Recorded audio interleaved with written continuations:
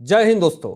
राहुल गांधी और कांग्रेस पार्टी ने हमेशा से भारत के वीर सैनिकों का अपमान किया है, लेकिन इस अपमान को लेकर के सुप्रीम कोर्ट ने राहुल गांधी को पूरी तरीके से ठोक दिया है।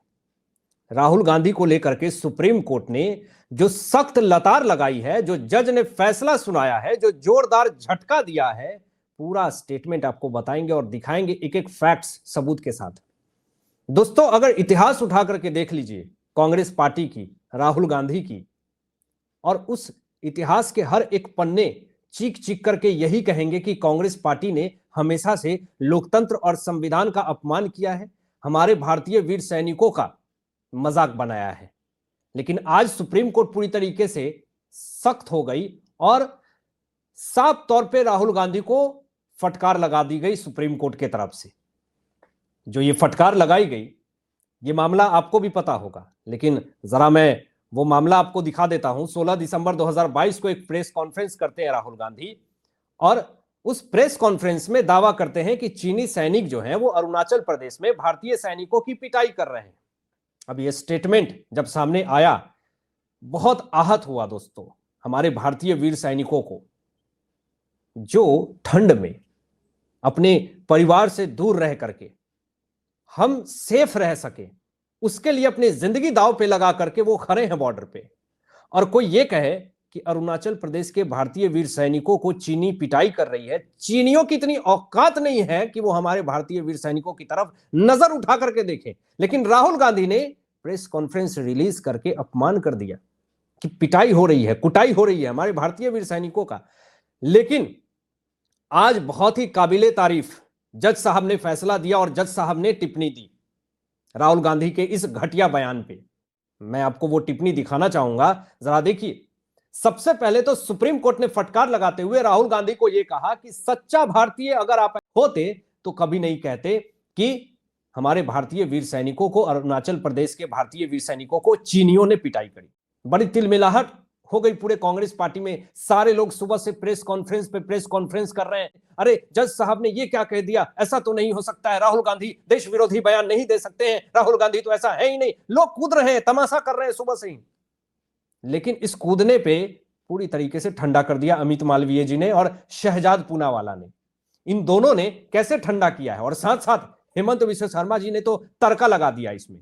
उनका भी स्टेटमेंट आपको दिखाऊंगा। लेकिन जरा देखिए कि सुप्रीम कोर्ट के जज साहब न्यायमूर्ति दत्ता जी ने कहा कि आपको जो कुछ भी कहना है संसद में क्यों नहीं कहते हैं आप, आपको सोशल मीडिया पोस्ट में यह क्यों कहना है? सिर्फ इसलिए कि आपके पास 19(1)A अभिव्यक्ति की स्वतंत्रता है, आप कुछ नहीं कह सकते हैं। लतार लगा दिया सुप्रीम कोर्ट ने कि 19(1)A अगर जो पावर है उसका आप गलत प्रयोग कर रहे हैं, आप सोशल मीडिया पे जहर उगलने का काम कर रहे हैं, आप संसद में अपनी बातें कर सकते हैं। तो ये तो पहली लताड़ थी सुप्रीम कोर्ट की तरफ से राहुल गांधी को। अभी ये तो बस ट्रेलर है दोस्तों, झांकी है। अभी आगे देखिए, मैं आपको जो चीजें दिखाऊंगा वो आपको देख करके समझ में आ जाएगा कि राहुल गांधी भारत में देश विरोधी एजेंडा चला रहे हैं। अब जरा देखिए कि यहां पे लतार लगाते हुए न्यायमूर्ति दत्ता जी ने, जज साहब ने, अभिषेक मनु सिंघवी जो वकालत कर रहे हैं राहुल गांधी की तरफ से, साफ तौर पे पूछा जज साहब ने सिंघवी से कि डॉक्टर सिंघवी बताइए, आपको कैसे पता चला कि 2000 वर्ग किलोमीटर भारतीय जमीन पर चीनियों ने कब्जा कर लिया है? क्या आप वहां थे? क्या आपके पास कोई विश्वसनीय सबूत है? जब यह बात कही गई जज साहब की तरफ से तो दांत फाड़ करके देखने लगे अभिषेक मनु सिंघवी। उनके पास कोई सबूत है ही नहीं। और बिल्कुल यही चीजें हैं दोस्तों राहुल गांधी जी के पास भी। राहुल गांधी के पास भी सबूत नहीं होते हैं, बस मीडिया में बने रहने के लिए कुछ भी बयान दे देना है। इनको जो स्क्रिप्ट लिखी जाती है वो सीधा लेकर के पढ़ देना है। लेकिन जब सबूत इनसे मांगा जाता है कि ठीक है आप जो बयान दे रहे हैं किस बेसिस पे दे रहे हैं, इसके कुछ तो सोर्स होंगे, कुछ तो सबूत होंगे, लेकिन एक भी सोर्स और एक भी सबूत राहुल गांधी नहीं बता पाते हैं। तो ये जो 19(1)A धारा का जो ये प्रयोग कर रहे हैं, अभिव्यक्ति की स्वतंत्रता की जो ये नियम और कानून का गलत प्रयोग कर रहे हैं, ये बहुत गलत कर रहे हैं और इसका खामियाजा इनको भुगतना पड़ेगा। अब जरा देखिए कि लाइव लॉ की एक रिपोर्ट है जिसमें जज साहब ने पूछा कि अभिषेक मनु सिंघवी से ही, राहुल गांधी से ही, कि आप इस तरह का जो घटिया बयान और हमारे भारतीय वीर सैनिकों की पिटाई के मामले में आप जो बातें कह रहे हैं, आप उस जगह पे मौजूद थे क्या? क्या आपके पास कोई ऐसी सामग्री है विश्वसनीय जिस पे भरोसा किया जा सके? बिना किसी सबूत के आप ये बयान क्यों दे रहे हैं? आप सच्चे भारतीय होते तो इस तरह का घटिया बयान नहीं देते हमारे भारतीय वीर सैनिकों के लिए। लेकिन अब जरा सुनिए, राहुल गांधी की जेल भेजने की मांग, इस्तीफे की मांग शुरू हो गई है सोशल मीडिया पे। और शहजाद पूनावाला ने, भाजपा के बहुत बड़े प्रवक्ता हैं, उनका स्टेटमेंट क्या आया जरा आप देखिए। ट्वीट करके शहजाद पूनावाला जी ने कहा कि सुप्रीम कोर्ट द्वारा इतने कड़े फैसले और कड़ी फटकार के बाद राहुल गांधी को विपक्ष के नेता के पद पर बने रहने का कोई अधिकार नहीं है, उन्हें इस्तीफा दे देना चाहिए। इतना बड़ा स्टेटमेंट दोस्तों शहजाद पूनावाला की तरफ से आया, लेकिन कोई मतलब नहीं है राहुल गांधी को। वो प्रेस कॉन्फ्रेंस करके अभी तक माफी तक नहीं मांगे हैं। सुप्रीम कोर्ट के बयानों का यह अपमान नहीं है? सुप्रीम कोर्ट ने अगर आपके बयानों का खंडन किया, आपको लतार लगाई, तो ये आपकी रिस्पॉन्सिबिलिटी है कि आप सामने आकर के हाथ जोड़ करके माफी मांगिए। न्यायमूर्ति दत्ता जी से नहीं, सुप्रीम कोर्ट से। उस लोकतंत्र की और उस संविधान की इज्जत रखिए। और अगर माफी नहीं मांगते हैं सुप्रीम कोर्ट के लतार लगाने के बाद भी, तो इसका मतलब कि आप लोकतंत्र और संविधान दोनों का अपमान कर रहे हैं। किरेन रिजिजू ने भी यहां पे साफ तौर पे सुप्रीम कोर्ट के आज सख्त लतार जो राहुल गांधी को लगाई गई भारतीय वीर सैनिकों के अपमान मामले में, समर्थन किया है सुप्रीम कोर्ट के जज साहब का, कि सुप्रीम कोर्ट ने आज पूरी खरी खोटी सुना दी राहुल गांधी को। लेकिन दोस्तों अमित मालवीय जी ने जो बात कही है, बड़ा ध्यान से सुनिएगा। इस बात से साफ तौर पे पता चल जाएगा कि राहुल गांधी इस भारत देश में प्रोपोगेंडा चला रहे हैं, देश विरोधी एजेंडा चला रहे हैं, और इसका इंटरनेशनल कनेक्शन है। बाहरी देश से जुड़ करके भारत में एक गुप्त साजिश चला रहे हैं। इसका खुलासा देखिए, आरोप लगाया अमित मालवीय जी ने, दावा किया है उन्होंने, और कहा है कि राहुल गांधी के कार्यों और बयानों ने लगातार भारत की राष्ट्रीय सुरक्षा और भारतीय सेना को कमजोर किया है। कांग्रेस नेता पर लोकतांत्रिक रूप से चुनी गई भारत सरकार के कमजोर करने के लिए विदेशी ताकतों का समर्थन लेने का आरोप है।